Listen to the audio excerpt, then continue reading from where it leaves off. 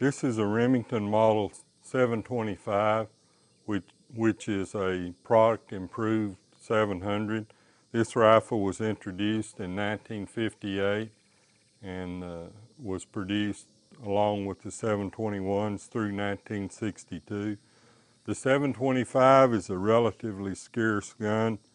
Remington made a number of product improvements, which unfortunately increased the cost quite a bit. So it's roughly 50% more expensive, less priced than the 721s, and we think that's probably one reason it didn't sell any better than it did. There are shooters out there that collect only the 725s.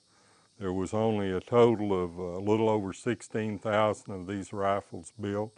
This particular one is in the 280 Remington caliber, which is now considered a classic caliber and a fairly scarce caliber. So the 280s tend to bring a better price, better on the collector's market than some of the other calibers. All calibers in this gun were fairly rare.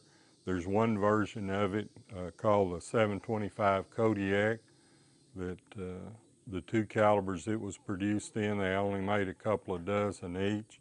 Those guns, I've never owned one of those, but they go from $5,000 to $10,000 and probably among the most collectible guns in the series. The engineers that worked on this were a different group than the original 700, but the fact remains this is just a product improved 700. One of the features they were attempting to get with this rifle was a 3-position safety.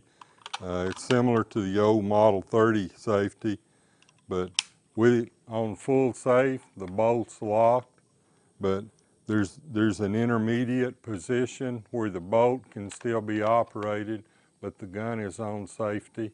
You don't want to do this at home, but here at the range I can show you that intermediate position.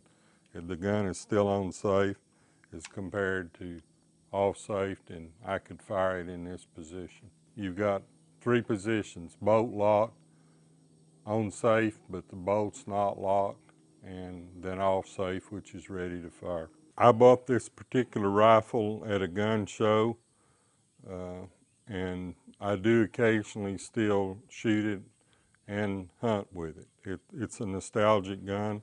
I'm a lefty, and all of these are right-handed guns, or I might carry this nearly full time.